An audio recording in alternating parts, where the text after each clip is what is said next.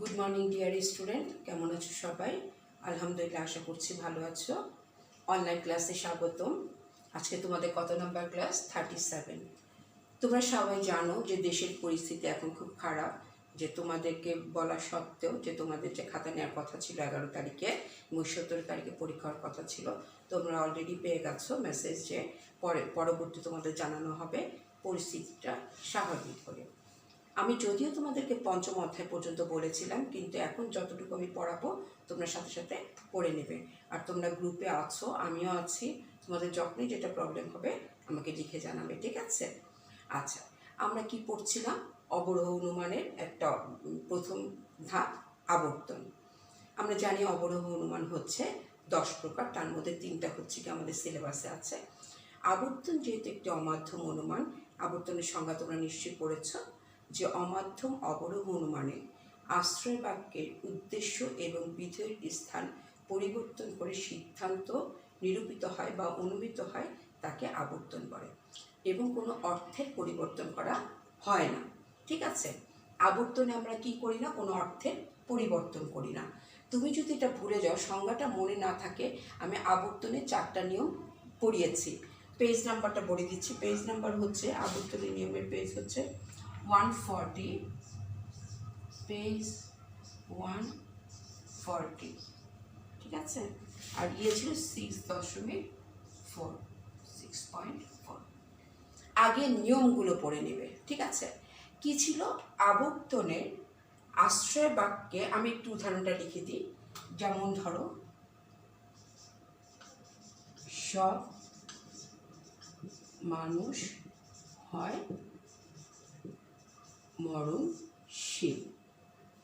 এখানে আমি লিখলাম কিছু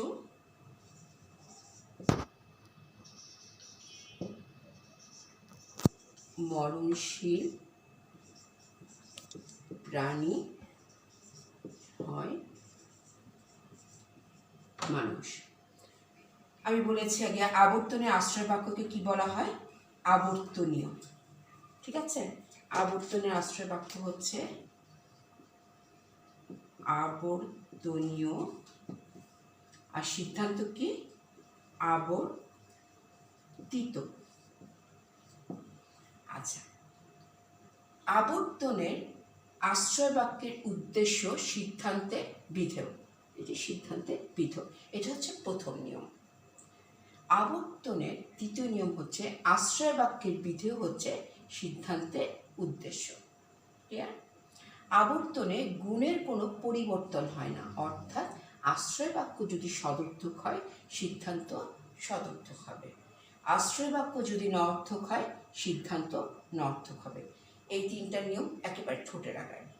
4 নম্বর নিয়মটা ভেরি ভেরি ইম্পর্টেন্ট। যে পদ আশ্রয় বাক্যে ব্যাপ্য নয়, সে পদ সিদ্ধান্তে ব্যাপ্য হতে পারবে না। পদের ব্যাপ্যতার নিয়ম এটা। তারপরে তোমরা বলবে আবর্তনের 4 নম্বর নিয়ম হচ্ছে, যে পদ আশ্রয় বাক্যে পূর্ণব্যাপ্ত নয়, সে পদ সিদ্ধান্তে ব্যাপ্য হতে পারবে না। ধরো, এখান থেকে আমি শুরু করব। এটা কি বাক্য? সবাই আমরা জানি, এটা হচ্ছে এ বাক্য। আর এটা কি বাক্য? এটা হচ্ছে আই বাক্য। ঠিক আছে? এর থেকে আমি শুরু করি। তোমাদেরকে পরীক্ষায় আসবে এ ই আই ও বাক্যের আবর্তন দেখাও, বা শুধু বলবে এই দুটোর, বা এই দুটো, যে কোনো 4টা থেকে যে কোনো দুটো আসে, বা 4টাই আসে। আচ্ছা, তার আগে আমরা এটা পড়েছিলাম আবর্তন 2 প্রকার। এটা গত ক্লাসে পড়েছি, সব সহজ জিনিস, সেটা আমি জাস্ট মুখে বলে দিচ্ছি। আবর্তন 2 প্রকার, একটা হচ্ছে সরল আবর্তন, আর একটা হচ্ছে অসরল আবর্তন। সরল আবর্তনে আশ্রয় বাক্য এবং সিদ্ধান্তের পরিমাণ একই থাকে, আর অসরল আবর্তনে আশ্রয় বাক্য সিদ্ধান্তের পরিমাণ এক থাকে না। জাস্ট এতটুকু লিখলেই চলবে। উদাহরণগুলো দেখে নিও, কেননা এগুলো শর্ট কোশ্চেনে আসে। এখন এই বাক্যের, তোমাকে প্রথমেই বলবে, ভেরি ভেরি ইম্পর্টেন্ট, এই বাক্যটা অনেক বড় ডিটেলস। এই বাক্যের আবর্তন দেখায়। তুমি বলবে, আমি গত ক্লাসে দেখিয়েছি, আমি আবারও দেখিয়ে দিচ্ছি। এ হচ্ছে কি বাক্য? এ বা সার্বিক সদর্থক বাক্য। সার্বিক সদর্থক। ঠিক আছে? তারপরে তুমি শুরু করবে এ বাক্য। গত ক্লাসে আমি পড়েছি, তাই মুখে বলে দিচ্ছি। এ বাক্য যেহেতু সার্বিক সদর্থক বাক্য, তাই এ বাক্যের কি হবে, আবর্তন হবে আই, এ বা আই। ঠিক আছে, কেননা কি বলছি, গুণের কোনো পরিবর্তন হতে পারবে না। আমরা জানি এ আর আই হচ্ছে সদর্থক। আমি আবারও বলছি, এ বাক্য যেহেতু সার্বিক সদর্থক বাক্য, তাই এ বাক্যের আবর্তন কি হবে, এ হবে অথবা আই হবে। ডিটেলসগুলো বইতে দেখে নিও, পেজ নাম্বার বলে দিয়েছি। এ অথবা আই হবে। আচ্ছা, এখন দেখো, এ হবে না যদি আমরা এ বাক্যের আবর্তন এ করি, তাহলে আমাদের আবর্তনের নিয়ম লঙ্ঘিত হয়। আচ্ছা, এ বাক্যের এখান থেকে আমি লেখা শুরু করি। এ বাক্যের আবর্তন এ হলে আবর্তনের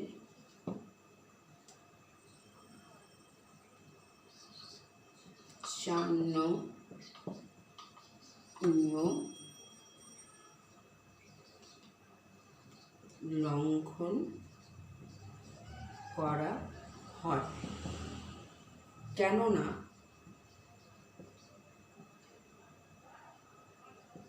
আশ্রয় বাক্যের বা আবর্তনীয়, যেটাই লেখো আবর্তনীয় লেখো, আশ্রয় বাক্যের অব্যপ্য পদ সিদ্ধান্তে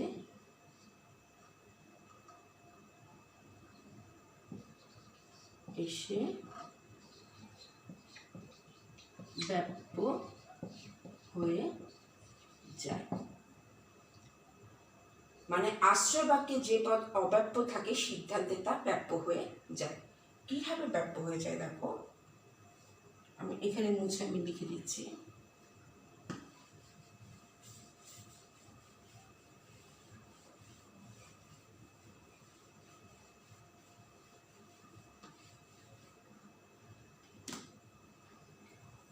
এখানে ছোট্ট করে লিখে দিয়ে আবর্তন।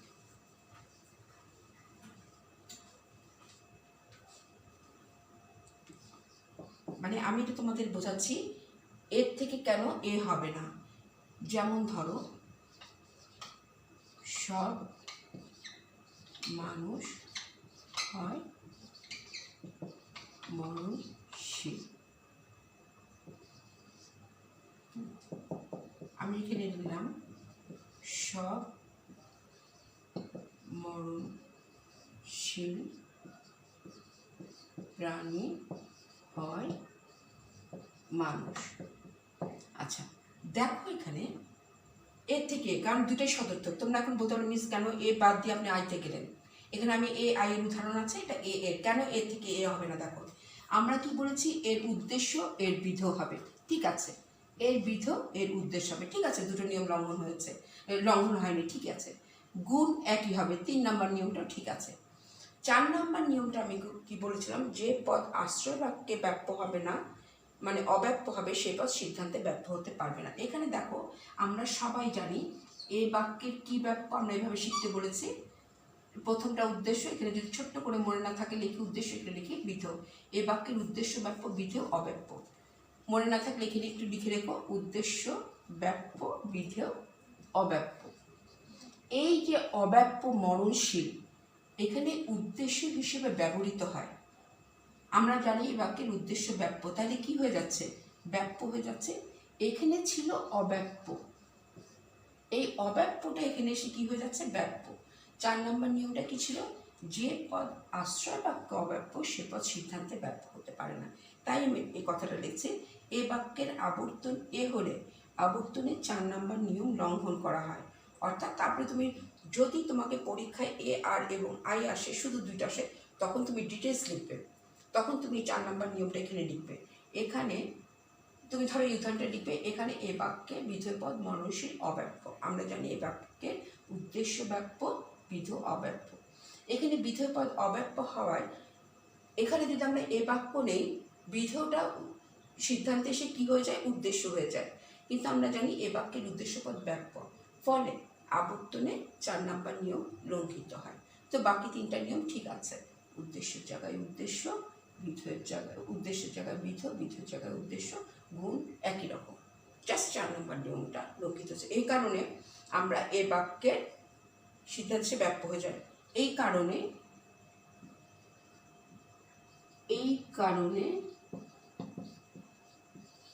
এ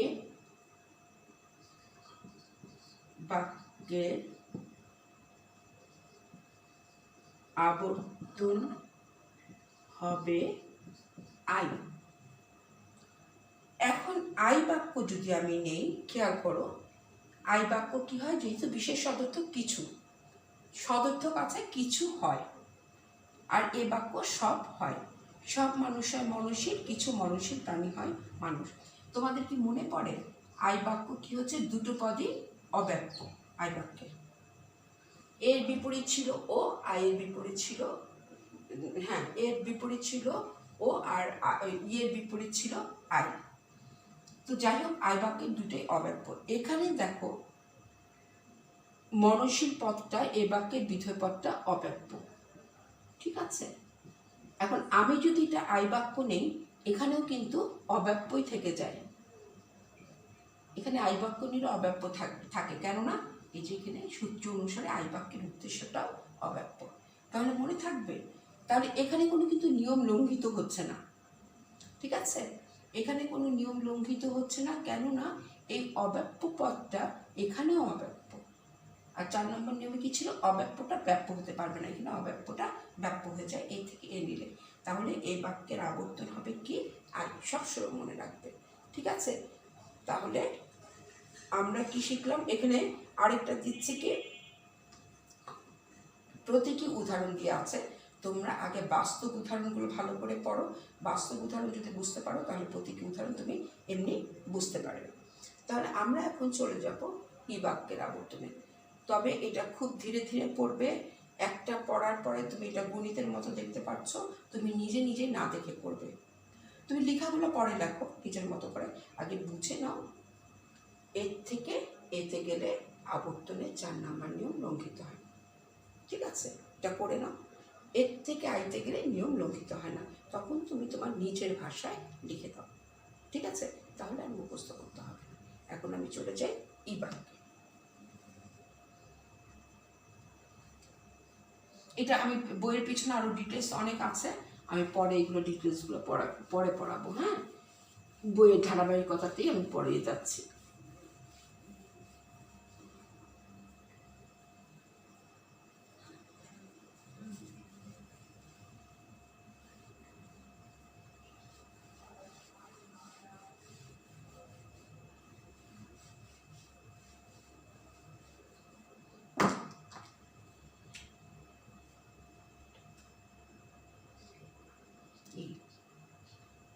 আচ্ছা, একটু ই বাক্যের পদের ব্যাপ্যতার নিয়মটা একটু মনে করে নিই। ই বাক্যের উদ্দেশ্য হচ্ছে ব্যাপ্য, বিধেয় হচ্ছে ব্যাপ্য।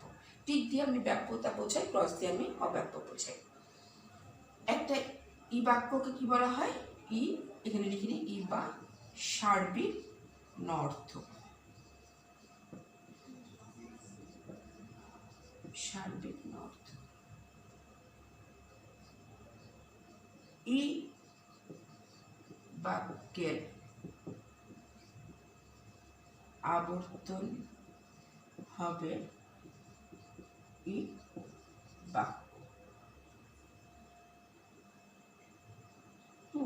এভাবে লিখলে ই বাক্যের আবর্তন হবে ই বাক্য। ই অথবা ও বাক্য, এভাবে লেখো, ই অথবা ও বাক্য। কেননা ই এবং ও হচ্ছে নর্থ।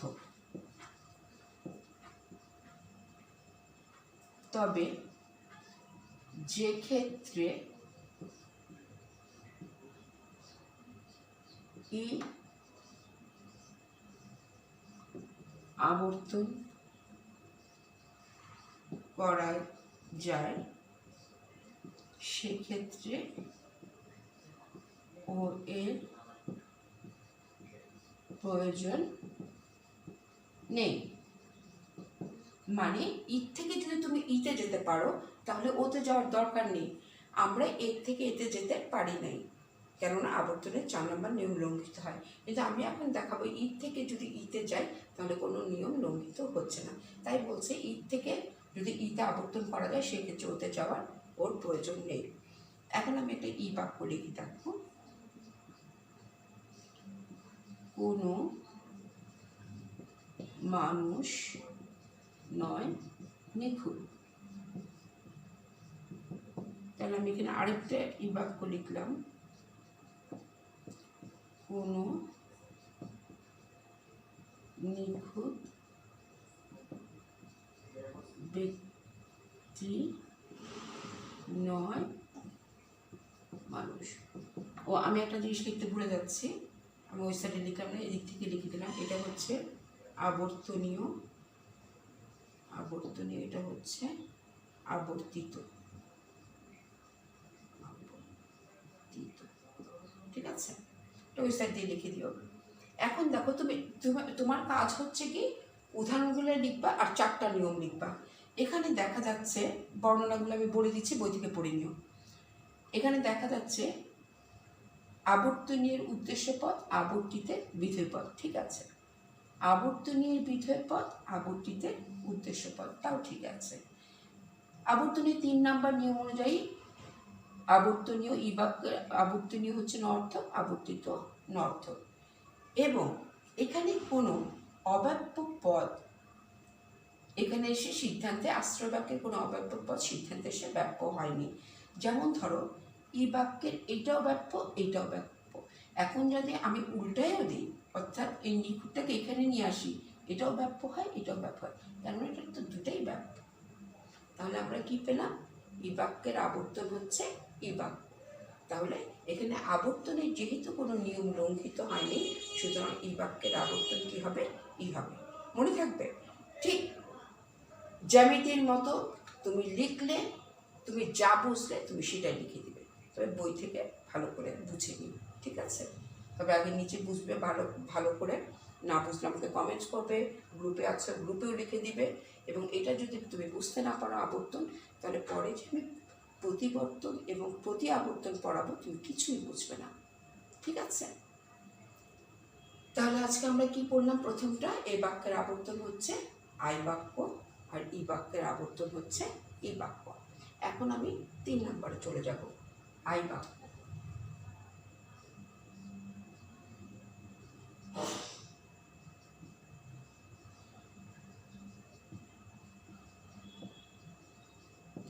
আমি আর যুক্তি বাক্য কথাটা লিখলাম না।